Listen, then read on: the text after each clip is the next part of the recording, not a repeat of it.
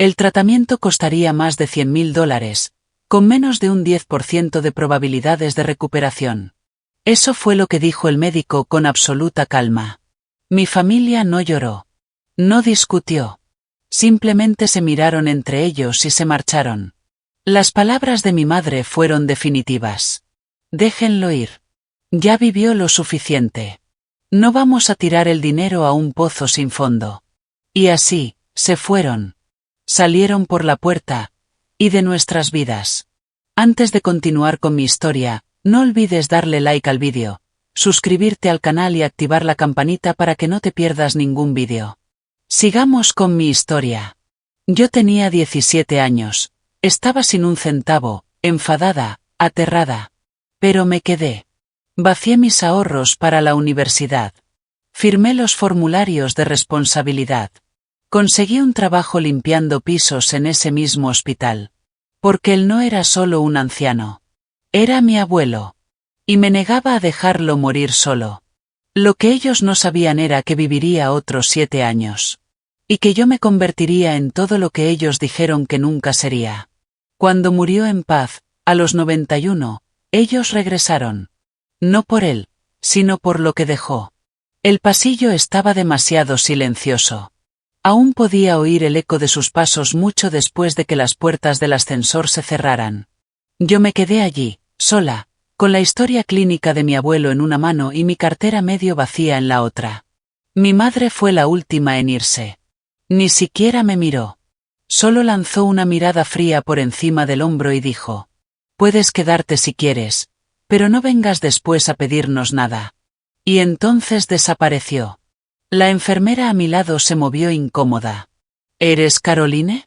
Asentí, con la garganta hecha un nudo. «Necesitamos que alguien firme los formularios de responsabilidad financiera. El seguro solo cubre alrededor del 30% del tratamiento. Sin intervención, no pasará de la semana». No dudé. No porque no tuviera miedo. Dios. Estaba aterrada. Pero no podía soportar la idea de que él despertara con dolor y se diera cuenta de que nadie había esperado por él. Firmé cada papel que me pusieron enfrente. El montón de hojas se sentía como una sentencia.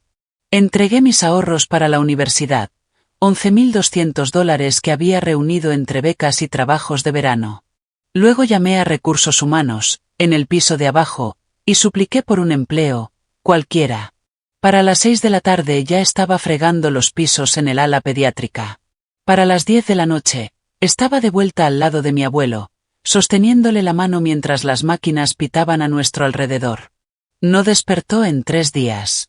Cuando finalmente lo hizo, su voz era débil, los ojos vidriosos. Pero lo primero que susurró fue: «Te quedaste». Asentí, con las lágrimas nublándome todo. Siempre. Esa noche, mientras él se volvía a dormir, me senté a su lado y miré por la ventana. El mundo allá afuera seguía girando. Coches, luces de ciudad, gente riendo en los restaurantes. Pero aquí, en esta habitación de hospital, algo dentro de mí se rompió, y se volvió a armar. Ellos creyeron que me dejaban con un hombre moribundo. Pero lo que realmente me dejaron fue tiempo. Tiempo para escuchar, para aprender, para convertirme en la mujer que nunca me dejaron ser a su lado. Ellos se alejaron. Yo caminé hacia adelante. Los médicos no esperaban que pasara de la semana. Pero pasó una semana, luego 2, luego 3. Todo empezó con señales diminutas. Los dedos que se movían, un parpadeo, la manera en que apretaba mi mano un poco más fuerte por las noches. Le leía cada tarde. Al principio no sabía si siquiera podía oírme, pero seguí haciéndolo. Novelas de guerra antiguas, artículos del Reader's Digest, incluso manuales de IKEA, lo que fuera, con tal de llenar la habitación con algo humano. Una tarde, mientras le daba caldo con una cuchara, dijo: «Demasiado salado». Me quedé helada. «Abuelo». Él parpadeó, me miró, y sonrió. «Siempre ha sido terrible sazonando». Reí entre lágrimas. Fue la queja más hermosa que había escuchado en mi vida. En las semanas siguientes, su recuperación se aceleró. No fue un milagro, pero sí constante. Empezó a sentarse, luego a hablar más, luego a caminar de nuevo, despacio, con mi brazo ayudándole. Los doctores lo llamaron una anomalía estadística. Yo lo llamé prueba de que el amor pesa más que las probabilidades. Nos mudamos a un pequeño apartamento de 2 habitaciones, justo enfrente del hospital. No era gran cosa. La pintura estaba desconchada, el calefactor hacía ruido, y compartíamos baño con otros 2 inquilinos. Pero estábamos juntos. Durante el día, yo trabajaba en el hospital y estudiaba el GED en línea. Por la noche, el abuelo me enseñaba. No solo matemáticas o ciencia, sino arreglar cosas, circuitos, interruptores, cafeteras. La mayoría tira las cosas cuando se rompen, me dijo una vez, pasándome un soldador. Pero si entiendes cómo funciona algo, puedes reconstruirlo. Eso sirve para las máquinas, y para las personas también. Esas lecciones, en esa cocina diminuta con una luz parpadeante, me cambiaron la vida. No se trataban solo de herramientas. Se trataban de valor propio. De elegir reparar, en lugar de abandonar. Una noche, me vio reemplazar el interruptor roto del microondas. Asintió, satisfecho, y dijo: «Sabes, tienes la mente de una ingeniera». Negué con la cabeza. Tengo la mente de una conserje que no quiere quemar la sopa. Pero en secreto, dejé que ese cumplido se metiera muy dentro de mí. Era la primera vez que alguien creía que yo podía ser más de lo que había nacido para ser. Él no debía vivir. Pero lo hizo. Y gracias a eso, yo también empecé a vivir. El silencio de mi familia se volvió permanente. Al principio pensé que tal vez solo necesitaban tiempo. Que cuando el abuelo saliera del hospital, regresarían. Pero luego cerraron la cuenta bancaria que mi madre solía ayudarme a manejar. Me cortaron del plan familiar del celular. Y el último mensaje que recibí de ella decía: «Hiciste tu elección. No esperes nada de nosotros nunca más». Sin explicación. Sin conversación. Simplemente, borrada. Lloré durante días. No solo porque dolía, sino porque sabía que ni siquiera me extrañaban. No de verdad. Mi abuelo lo notaba en mi cara, aunque intentara sonreír. Nunca habló mal de ellos. Solo decía: «Hay gente que solo sabe amar cuando es fácil. Tú no eres una de esas personas». El dinero se volvió escaso rápidamente. Trabajaba turnos dobles limpiando el hospital por la noche y ayudaba en la mesa de suministros durante el día. Estudiaba para los exámenes entre pasar la mopa y doblar uniformes. A veces saltaba comidas para que el abuelo tuviera una mejor. Él odiaba eso. Así que hizo un trato conmigo. Me enseñaría todo lo que sabía, mecánica, programación básica, lectura de planos, si yo prometía cobrar por el trabajo. Al tercer mes, ya teníamos una caja de zapatos llena de billetes etiquetada como fondo de reparaciones. Al sexto mes, los vecinos venían a pedir ayuda para arreglar electrodomésticos, lámparas, incluso temporizadores para riego en los patios traseros. Nunca hicimos publicidad, pero la voz corrió. Caroline y su abuelo, no solo arreglan cosas, también se preocupan. Una noche, mientras arreglábamos una tostadora vieja que alguien había dejado, el abuelo me dijo: «No necesitas su apellido para construir el tuyo propio». Lo miré. «¿De quién hablas?». No respondió. Simplemente siguió torciendo los cables hasta dejarlos en su sitio. Esa noche entendí. Sabía exactamente para qué me estaba preparando. No para vengarme. No para devolver el golpe. Sino para ser libre. Para una vida sin pedirle permiso a nadie. Ese año obtuve mi título de equivalencia de secundaria. Y el verano siguiente fui aceptada en un programa técnico a medio tiempo para mujeres en STEM. Casi no me postulo. No creía que perteneciera a ese mundo. Pero el abuelo me dijo: «Los que de verdad pertenecen no son los que nacen con la puerta abierta. Son los que aprenden a construir la suya». Así que construí la mía. Y la crucé. 7 años. Eso es lo que ha pasado desde que ellos se fueron. 7 años desde que firmé aquellos formularios temblando, con un fondo universitario que ya no existía. 7 años desde que me convertí en la chica que se quedó. Y en esos 7 años me transformé en algo más. Me convertí en Caroline Green. No solo la chica con el trapeador y el soldador, sino en una creadora de sistemas. Una reparadora de lo que otros daban por perdido. Una mujer con un nombre que significaba algo más allá de la familia que la abandonó. Todo empezó en nuestro garaje. El abuelo y yo construimos un prototipo de sensor de caídas para emergencias. Algo simple, usable, accesible. Lo probamos durante meses. El abuelo incluso fingía caídas por toda la cocina para ayudar. Presentamos el diseño en una clínica local. Les encantó. Poco después conseguimos nuestra primera pequeña subvención. Luego una segunda. Y después un equipo reducido. 2 pasantes que creyeron tanto en la idea que aceptaron trabajar por café y esperanza. Llamamos al proyecto SAFEP. Para el 5.º año ya estábamos registrados como empresa.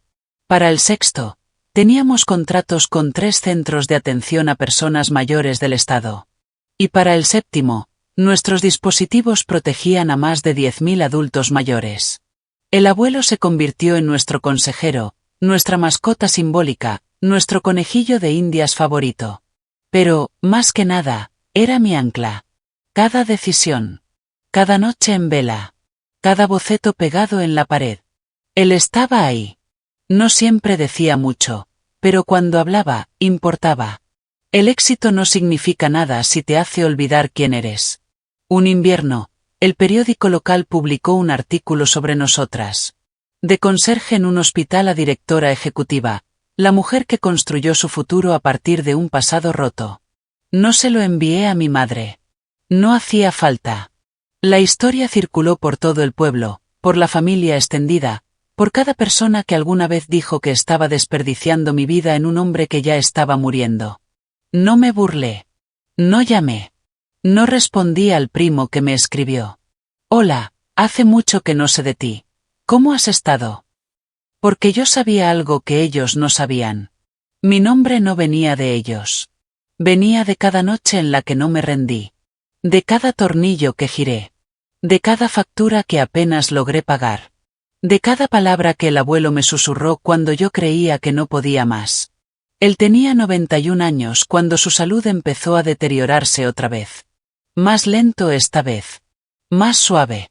Seguía tomando su café por las mañanas. Seguía dándome su opinión sobre mi código. Seguía sonriendo cada vez que entraba en la habitación. Pero los dos sabíamos que, esta vez, no se recuperaría. Y por primera vez en años, yo fui la que no quería dejarlo ir. Falleció un martes por la mañana. La luz del exterior era suave, como si el mundo ya supiera que debía ser delicado.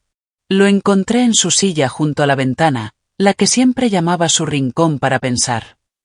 Con un libro cerrado en el regazo, una taza de té a medio tomar a su lado, y una leve sonrisa aún en el rostro. Sin máquinas. Sin caos. Solo paz. Le tomé la mano por mucho tiempo antes de poder llamar a la enfermera de cuidados paliativos. No porque no supiera qué hacer, sino porque no estaba lista para vivir en un mundo sin su voz. El funeral fue pequeño. Como él quería. Sin flores. Sin discursos grandilocuentes. Solo algunos vecinos, unos colegas de nuestros primeros días con SAFEP, y la enfermera que una vez dijo que era el paciente más amable que había conocido. Yo estaba al borde del cementerio, agradeciendo a las personas que se iban, cuando escuché el sonido de unos tacones sobre la grava. Caros. Me giré y me congelé. Ahí estaban. Mi madre. Mi tío con su esposa. Mi primo, en un traje negro tan elegante que parecía que iba a una reunión de accionistas. Miraban alrededor como si fueran turistas en medio del duelo de otra persona. Mi madre abrió los brazos como si los últimos 7 años no hubieran existido. Caroline, cariño, te has convertido en toda una mujer. No me moví. No hablé. Lo intentó de nuevo. Sé que las cosas se pusieron feas en su momento, pero seguimos siendo familia. Y tu abuelo, él hubiera querido que estuviéramos juntos en esto. Quise reírme. Quise gritar. Quise preguntarle si recordaba haberme dejado en ese pasillo como si fuera un pañuelo usado. Pero no lo hice. Solo asentí hacia la capilla. Está dentro. Tienen 5 minutos. Después del servicio, mientras recogía los programas y doblaba en silencio los folletos de donación para nuestra nueva campaña de atención a mayores, ella volvió a acercarse. Esta vez, con esa sonrisa apretada que recordaba de cada cumpleaños pasivo-agresivo. Sobre la herencia, dijo con ligereza. Asumimos que hay un testamento. Tu abuelo no era descuidado. La miré directamente, sin emoción. Lo hay, respondí. Su sonrisa se ensanchó como una red lanzada al agua. Maravilloso. Tendremos que hablar sobre cómo se dividirá todo. Fue entonces cuando por fin hablé. De verdad hablé. Lo dejaste morir solo en una cama de hospital, mamá. No lo visitaste en 7 años. Nunca llamaste. Jamás preguntaste si sobrevivió. Solo estás aquí porque crees que tenía algo de valor. Ella parpadeó. Solo una vez. Pero fue suficiente. Entonces, se quebró. No seas dramática. Sigue siendo su nieta, pero nosotros somos sus hijos. No nos habría dejado fuera. Bajé la mirada hacia el sobre de madera que sostenía en las manos. El testamento. Sellado. Notariado. Y ya en manos del abogado. Lo sabrás mañana, dije en voz baja. Pero solo te adelanto algo. Él no era ni remotamente tan indulgente como yo. A la mañana siguiente llegué a la oficina del abogado 15 minutos antes. No porque estuviera nerviosa, sino porque llevaba 7 años preparándome para ese momento.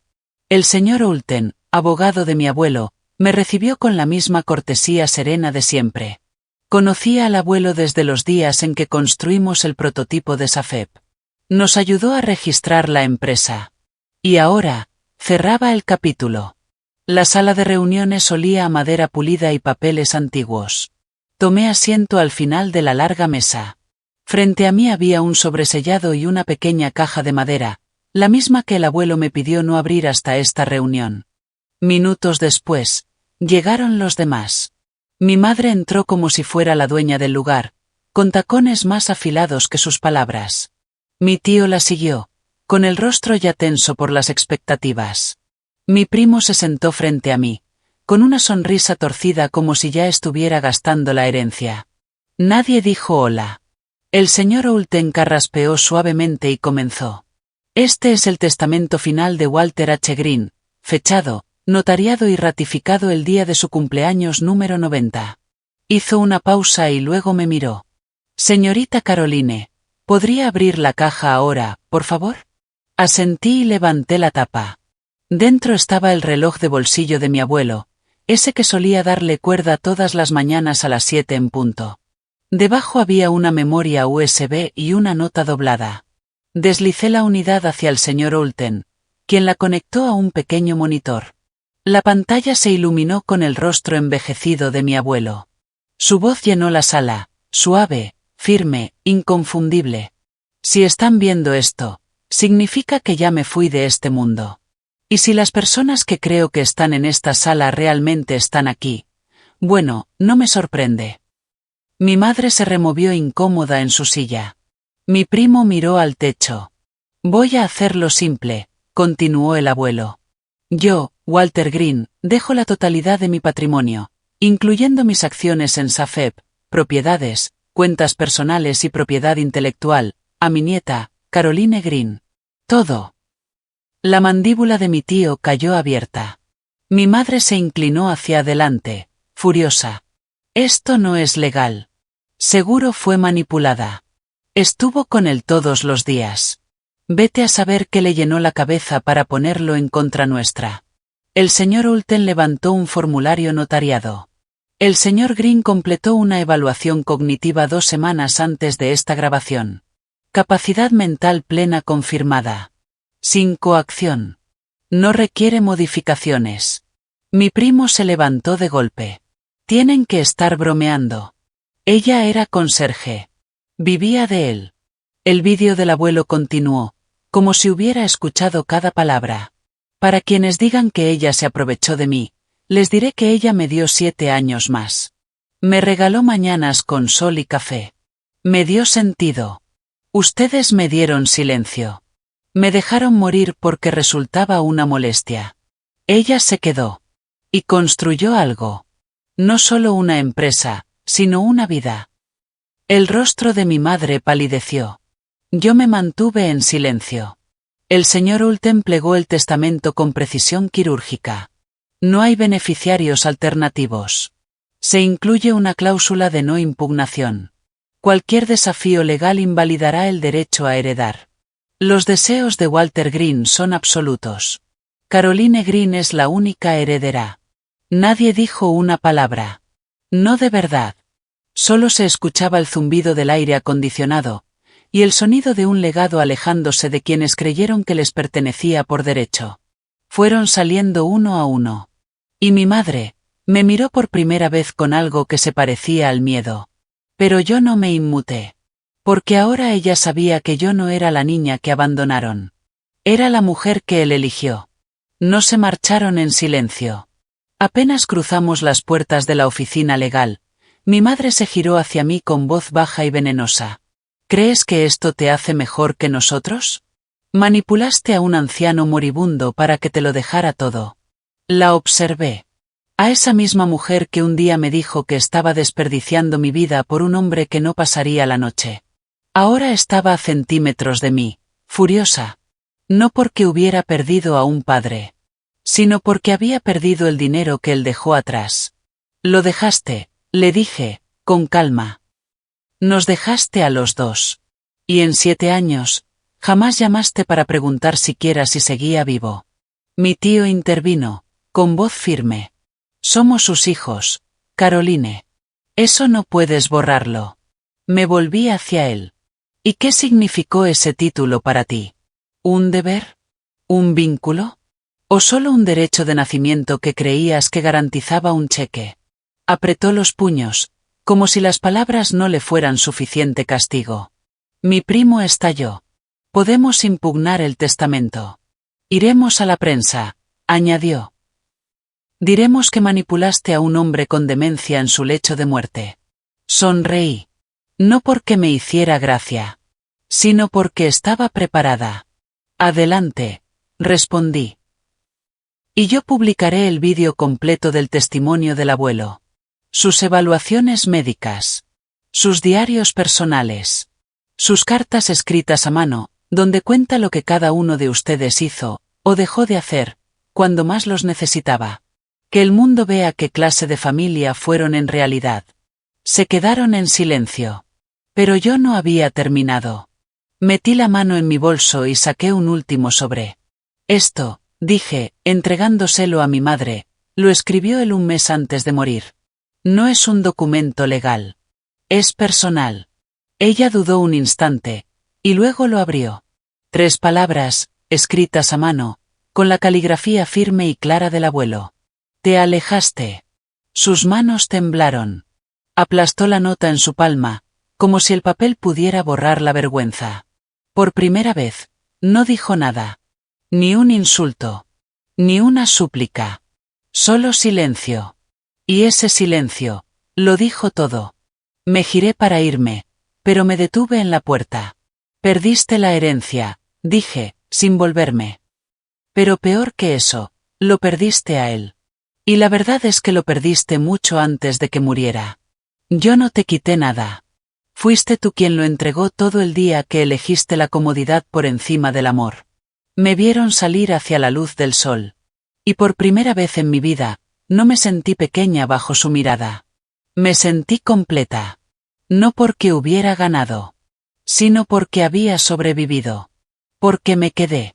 Porque construí algo hermoso con las cenizas que ellos dejaron atrás. Y porque, al final, él me eligió. No solo con su testamento, sino con su tiempo, su confianza y ese amor silencioso pero inquebrantable. El amor de un hombre que vio valor en la misma persona que ellos una vez abandonaron. 6 meses después, la casa estaba más silenciosa que nunca. Pero no se sentía sola. Conservé la tetera que él amaba. La silla junto a la ventana. Y el reloj de bolsillo, al que aún le doy cuerda cada mañana a las 7, como un ritual, como una promesa. Pero lo que hice después no fue por duelo. Fue por construcción. Usé una parte de la herencia para fundar la Fundación Green, llamada así no solo por el apellido de mi abuelo, sino por el hombre que hizo crecer esperanza donde antes hubo abandono. La misión era simple. Brindar formación técnica y apoyo emocional a adolescentes y personas mayores que habían sido dejadas atrás, igual que nosotros.